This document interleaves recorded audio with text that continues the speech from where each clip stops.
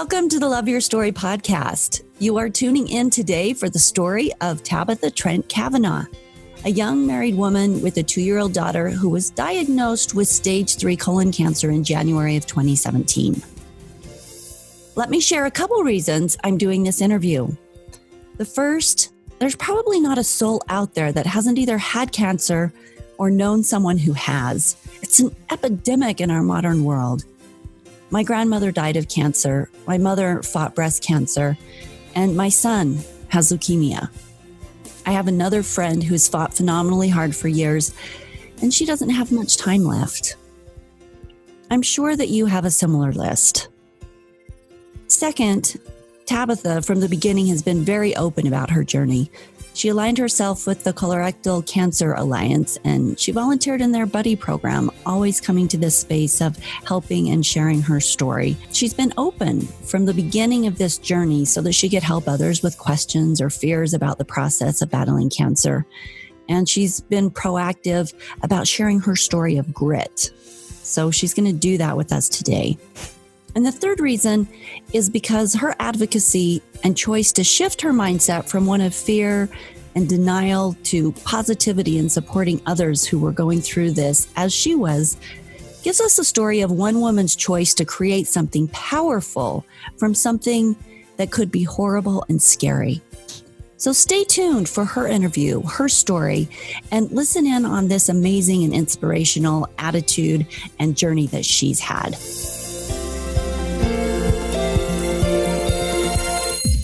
Stories are our lives in language. Welcome to the Love Your Story podcast. I'm Lori Lee, and I'm excited for our future together of telling stories, evaluating our own stories, and lifting ourselves and others to greater places because of our control over our stories. This podcast is about empowerment and giving you, the listener, ideas to work with in making your stories work for you. Story power serves you best when you know how to use it.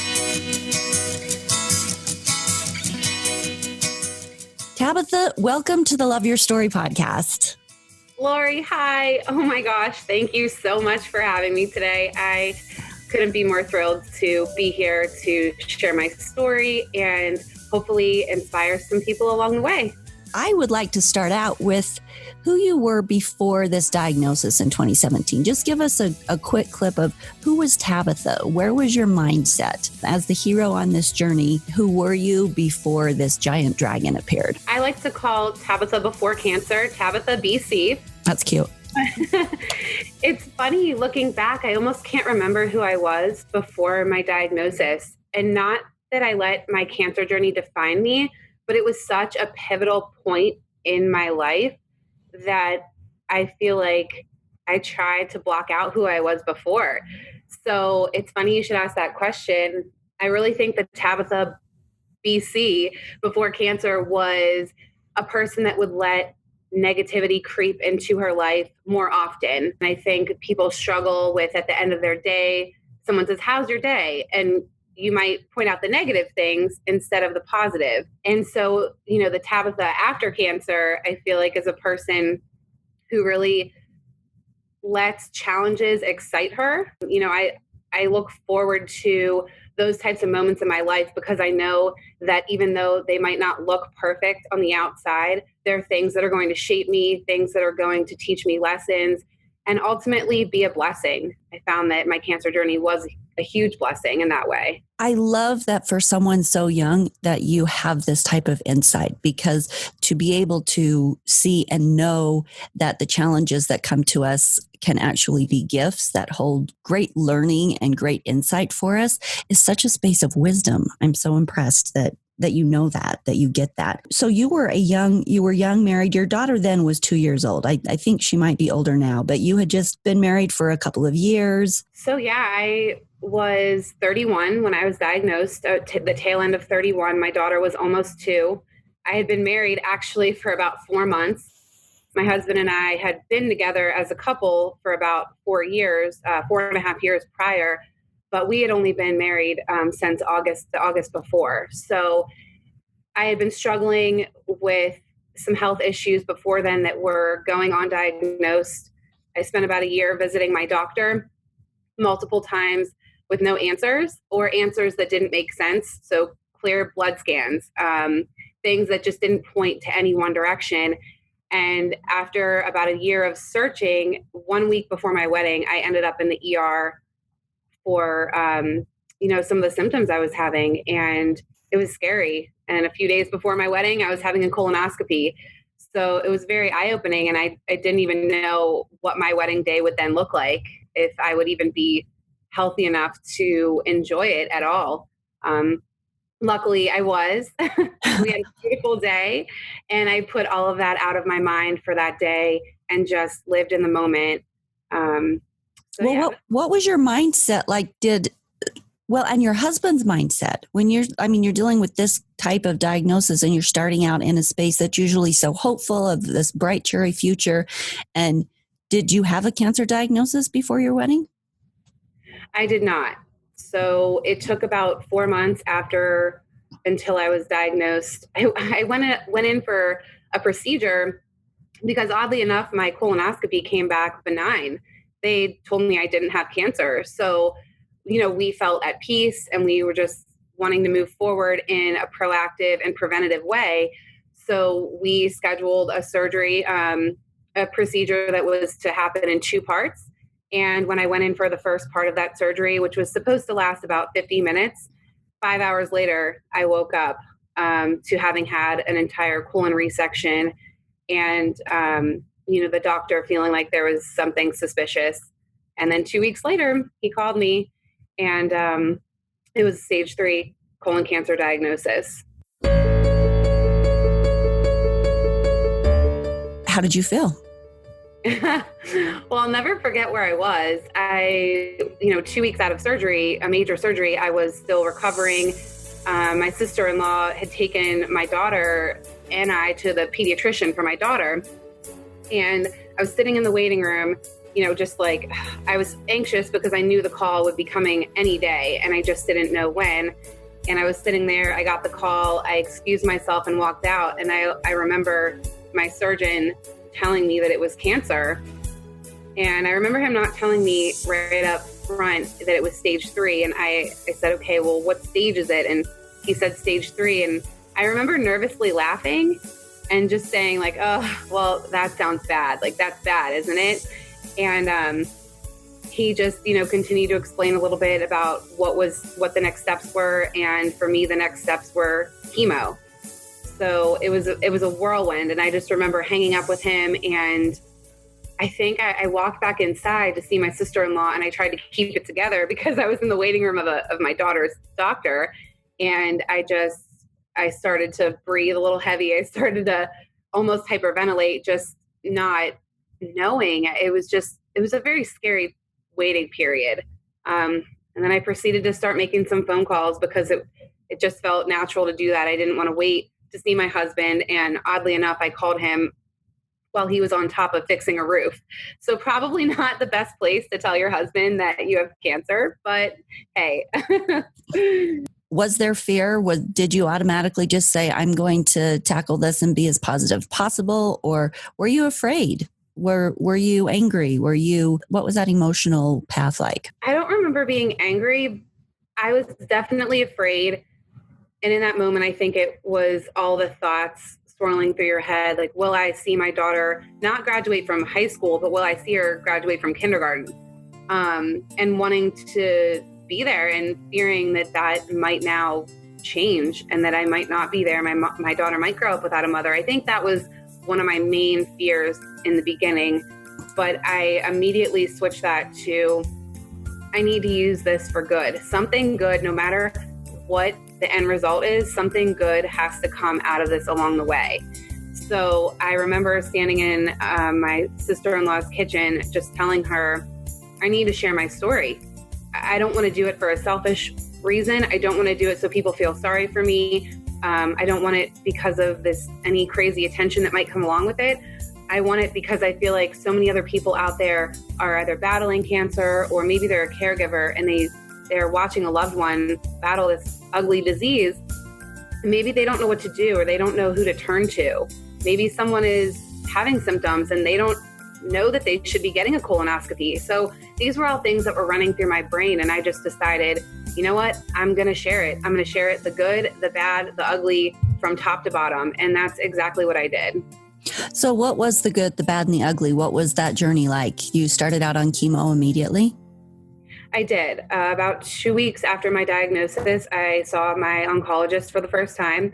And about 7 days later, I started chemo. And I remember thinking, okay, let's take a pre-chemo, they have like a baby moon or a honeymoon. It was like a chemo moon. Let's take a pre-chemo trip and just unwind and enjoy it, because I know this is going to be the last time we can do something like that for a while.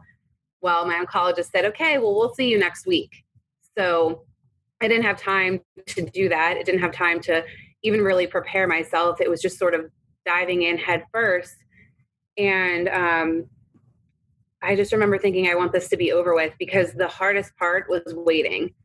I think that was the part I was most fearful of. I thought, well, while I'm waiting, this cancer is just in my body. And what am I doing? I need to be doing something proactive to make sure it doesn't spread or, get worse than it already was. So I think that's kind of where my mind was in the beginning.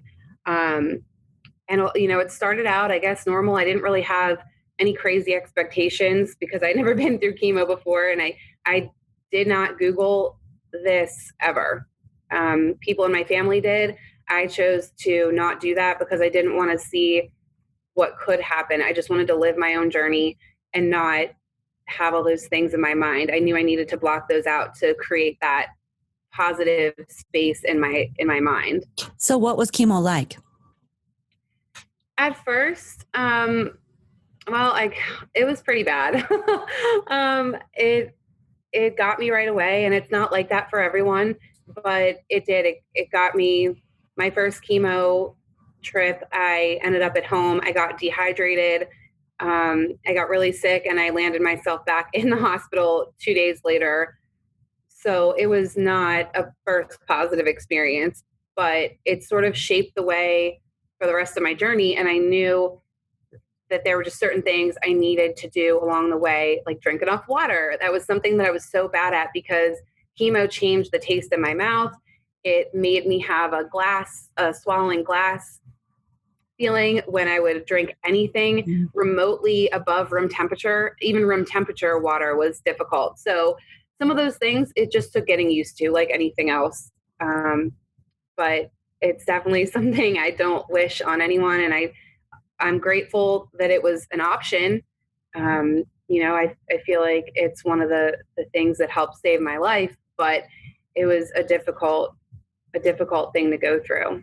Well, I've heard that, and I watched my mom go through it, so that watching someone go through chemo, it just, it takes you to the brink of death. It almost kills you itself in order to kill off those cells and so that you can sort of regenerate them. But from my experience of watching that, it's really, really horrible because you can see on the outside, you've got the loss of hair, you've got the differences to circulation in your hands and your feet, the taste, all of these things that happen to you, and the pain and the sickness and it's a hell all its own, from what I understand. You're being very gentle with your description of it.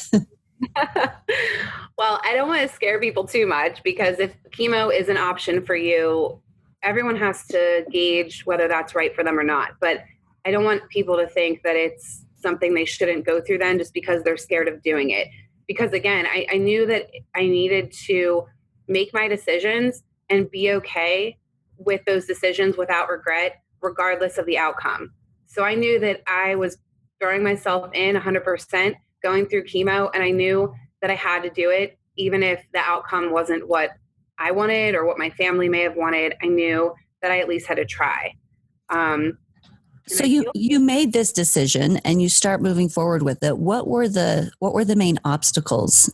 That might seem like an obvious question, but what were the main difficult places that you had to persevere through, or the main obstacles, whether they were emotional or physical or whatever, that were a part of that journey? That's where I had to really channel and shift my mindset, channel that grit and find that place of positivity, because I realized along the way that my body could do whatever my mind said it could.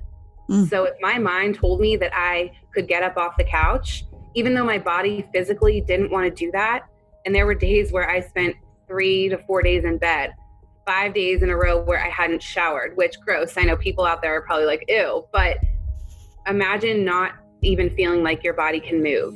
Like you are just so nauseous, so just not even yourself. It's like an outer body experience. It doesn't even feel like you, but it's just so just terrible that so I mean, that in itself was its own obstacle just every time, because you would go through chemo and 2 weeks later do it all over again, and about a week into it you'd start feeling a little bit better, so you maybe would have 4 to 5 days of feeling, quote unquote normal, before you knew what you were getting yourself into. You knew the next time you went back it was going to be the same thing. And actually with this type of chemo, it was cumulative, so it was worse every time. The thing that comes to my mind with that is how courageous that is, because whenever you do something that's terribly painful, obviously we're programmed to, let's not go there again. You do everything you can to stay away from something that causes you pain. And so to have to do something painful and then know that in 2 weeks you've got to do it again, and then you've got to do it again, and then you've got to do it again. Wow. That's courage. I never thought it would end. I remember someone giving me the advice to just take it one at a time. Instead of saying I have, 12 left or I have 11 left, I just started saying, okay, one more. And before I knew it, I was at my final chemo treatment, and it was crazy. And now it just seems like a blur. It seems like something that I didn't actually go through, but something I know I don't want to do again. Sure. I think that that's great advice for any life challenge. So whether you're dealing with cancer, or whether you're dealing with divorce, or whether you're dealing with any challenge that comes up to you, to take that one day at a time, one step at a time. Can I handle the next 5 minutes? Can I handle the next day? Because when we're doing hard things and you look at the whole picture of what's hard, that can overwhelm you and just cause you to shut down immediately. But when you take it in those bite-sized pieces, that's fabulous advice, because we can do hard things 1 minute at a time. Well, that's so funny you should say that, because I was just about to reiterate that we can do hard things, and this journey taught me that, and it also taught me what's not hard, because this was hard. Working out, not hard. Getting up early, not hard. So it really does redefine what hard looks like. I love that. Seriously, that's great advice. And we don't talk about it enough, because, there's so much that we take for granted, and anything that makes us a little uncomfortable, like, oh, that's so hard. But when you actually know what hard is, it puts things in perspective, right? Absolutely. So you talk about challenging your inner grit to find your great. Expound on that a little bit, will you? Tell me more. Sure. So during my journey, as you can imagine, I had to dig deep to find something that was going to keep pushing me to keep going back to put this poison in my body. And I think it all started with me really defining my why. And when I was able to define my why, that's when I was really able to channel this inner grit, this inner, tough girl, tough person, just to get to the other side. And I found that when I was able to do that consistently over and over again, that when I got to the end of this, that was what I consider my great. I channeled my grit, and at the end, and actually more before the end, along the way, I found my great, and it just led me to this better place on the other side of, something so tragic, something that could have been much more tragic than it ended up being. So what was your why? Well, my why is my daughter, for sure, first and foremost. I mean, my why is wanting to be here for her. She needs her mama. And I just, that was driving me the entire time. So of course, I love my husband, I love my family, and there are so many reasons. My support system was one I could have never imagined in a million years. The support from people I knew, but much more with support from strangers. People sort of came out of the woodworks and supported our family last year and beyond. And it was a real blessing. Isn't that a beautiful thing? I find that often that's a part of people's stories where you don't realize necessarily how much people love you or how good people are in the world until you're put in that space. And that ends up being part of the big lesson. For instance, and I hope my parents don't mind me sharing this, but when my mom was going through cancer, my mom and dad aren't big with public displays of affection or anything. And, they've been together for, I think they just had their 50-year anniversary. I think that was what we celebrated. And until my mom got cancer, I never really saw my dad show as much emotion around it, but he would cry and he would, step up and take care of her, and lots of things that as the typical older generational male, that wasn't something those were not displays of affection that we saw much. But once she was dealing with that, and I think it was interesting to her too, because I don't think she had seen that kind of display from him. And so it actually was a cementing time in their relationship, because it brought out emotion in him and showed her his depth of caring and concern and willingness to serve and take care of her. And I know that there were other people too that stepped up that you didn't expect, that did things for you. And the kindness of the people in the cancer centers of, knitting beanies to keep people's heads warm, and, just lots of little things about community and people stepping up and caring that maybe you didn't know was there, that turns out to be an unexpected boon in the difficult journeys.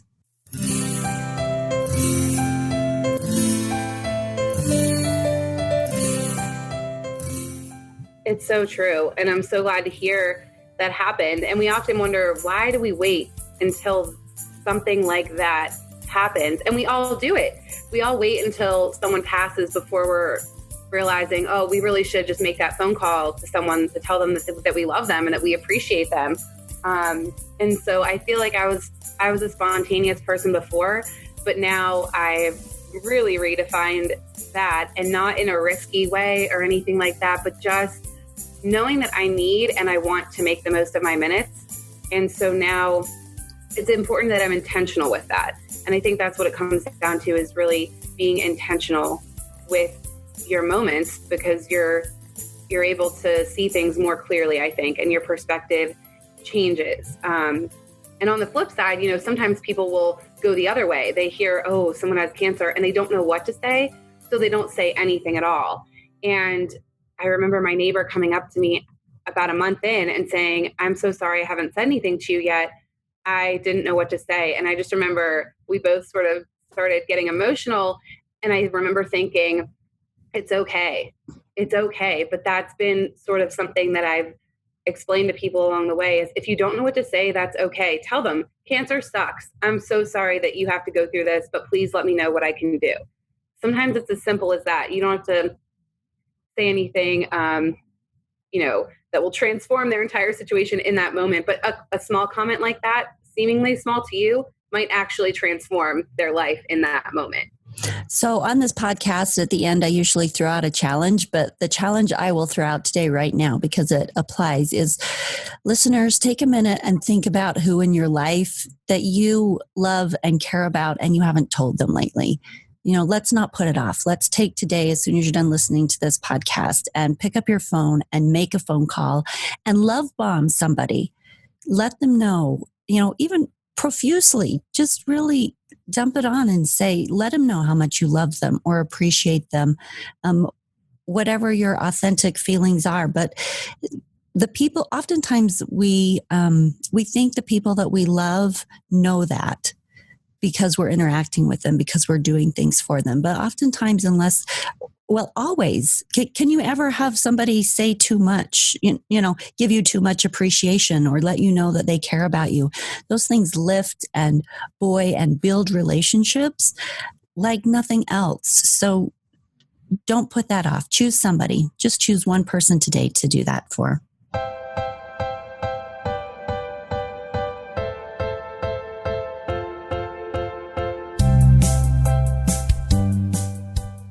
In closing, Tabitha, tell us about your favorite quote. Ezra 10:4. Yeah, so this quote I discovered oddly enough towards the beginning of my cancer journey last year, and it has stayed with me faithfully this entire time and will continue to.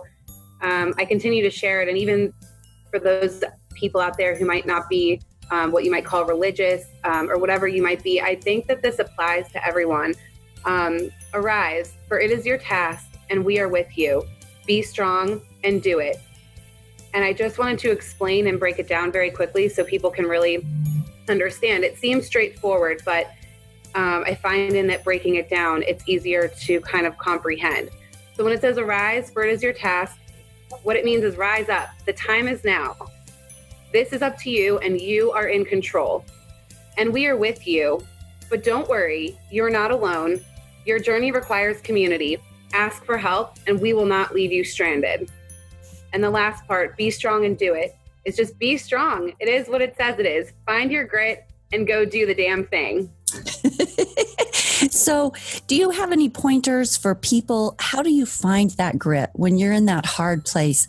One of the things that has really been on my mind lately, because, within the last week, I think there's been 3 different celebrities that have committed suicide, people who have everything, people who are successful, people who have done great things, and yet they are finding that, that there's not enough hope in their life to even continue on. And we hit these hard places. I feel really strongly that the greatest war going on in our cultures and our lives right now is absolutely mindset. It's fighting the battles against depression and hopelessness. And that's an everyday battle for everybody. That's what I think we're up against. And so everybody, whether it's an illness or whether it's that battle or, all the millions of battles we all have going on, how do you channel that grit when you're in the really low places? How do you just pull out that grit? I think you just have to remember that in that moment, it's temporary. No matter what the end result is, what you're going through in that moment really is just a blip in time. So I think it's important to really evaluate your why. I think when you can evaluate your why and you know that there's something there pushing you, whatever that might be, that's a really good starting point. So evaluating your why and just understanding that your story could help someone else. So if for nothing else, if you're just thinking, I could share my story, and I think along the way, you'll find that it's not only inspirational to other people, but also inspirational and therapeutic to you. But at the end of the day, I just want people to know that they should feel okay asking for help. And my cancer journey taught me I needed to ask for help. I was so bad at that before. And now I've realized it's okay. It's okay. And, I've always said cancer requires community, because it does. And I think that where we are right now, it's so vital that we be the light for other people. And, we control ourselves, but at the same time, appearances aren't everything, as we have seen recently. I just think, what could you do to be kind? Kindness is free, and your kindness could really make all the difference in someone's life. Absolutely. I am a very independent person, so it's hard for me to ask for help too. So I really, I'm aligned with what you're saying about, sometimes it is what, it's hard to show weakness or hard to ask other, because you don't want to put them out, or you don't want to be a bother. You don't want to be that person. And, there's pride involved in all of those things. But my basement flooded, there was really heavy furniture. I have this classic log furniture, but it is not movable by me. And not being married, there's not, I don't have any muscle around here.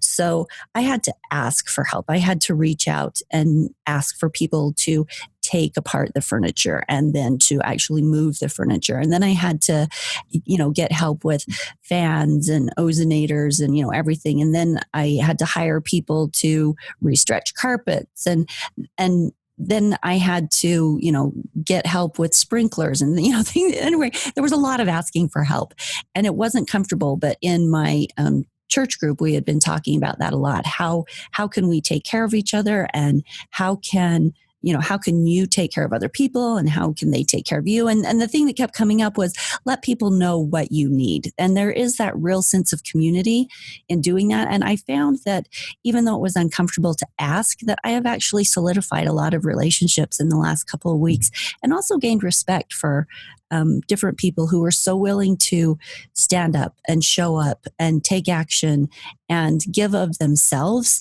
that without those interactions, it's actually, like you said in the beginning, we'll tie this back around. They're gifts. They're gifts from other people, in giving of themselves and in building relationships with them because of their kindness toward you. And I really think it's a two-way street too, because people who are serving, and you know this from when you are serving, that there's benefit in that. We gain when we serve, when we do acts of kindness for people, and we gain when people do acts of kindness for us. So although it's an uncomfortable space to navigate sometimes, in the end, it's a present that we unwrap that has beautiful things inside. You took the words right out of my mouth. We all have gifts. We all have gifts.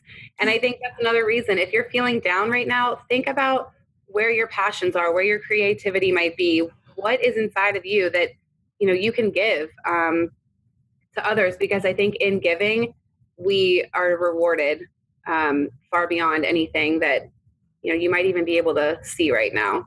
And sometimes we are the people giving, and sometimes we're the people who need to be given to, and that's okay.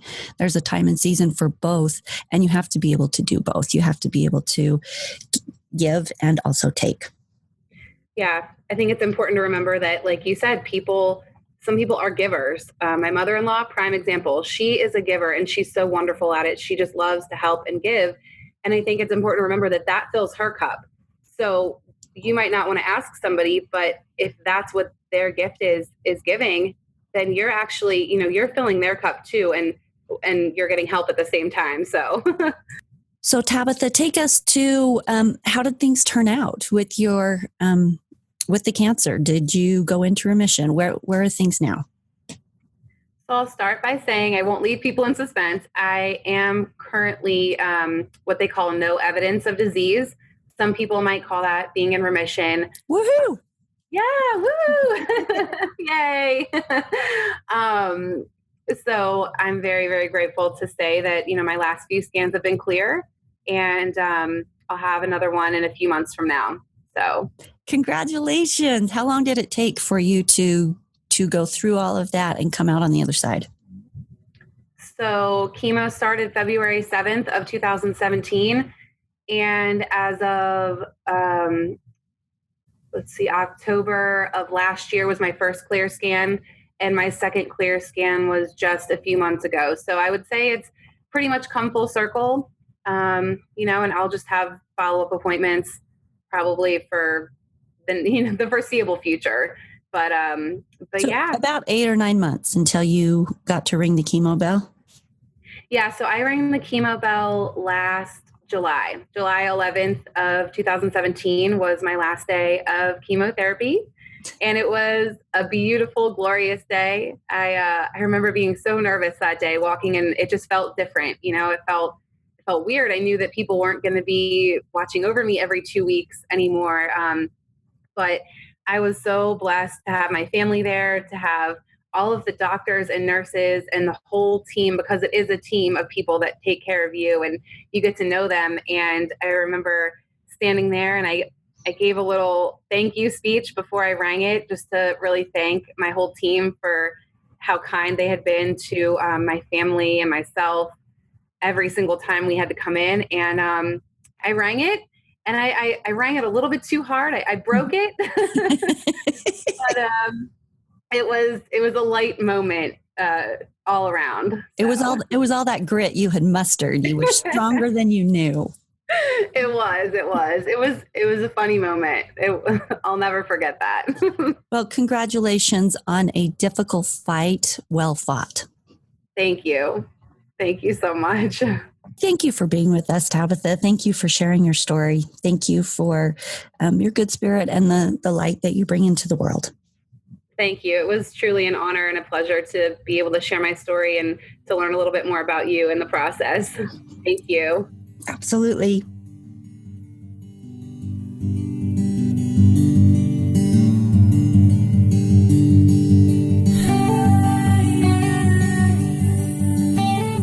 Our realities are a creation of our mindset. I know that it's hard to take full responsibility for that, especially when things kick our feet out from under us. Sometimes it's hard for me to control my mindset. I totally get it. The reason I understand it is because sometimes, I know that I can and I know that I should, but sometimes it's really hard. And the one thing that I want to say here is that I would never suggest that everyone who gets a horrible disease should simply bounce up and away and shift their mindset into power and positivity, because there's certainly a time for mourning, for fear, for anger, for all those other emotions that are such a big part of illness, especially terminal illness. We are totally justified to feel all those emotions and more. So, one of the things that I think about, or that has crossed my mind, is that as I share these stories of people's success, and we all love hearing inspirational stories, it proves to us that we can do hard things, that we can overcome. But I also, sometimes when we just hear all of these stories of people saving the children in Africa and, creating our own nonprofits, that sometimes it's just overwhelming, that we should be shining through every difficult thing.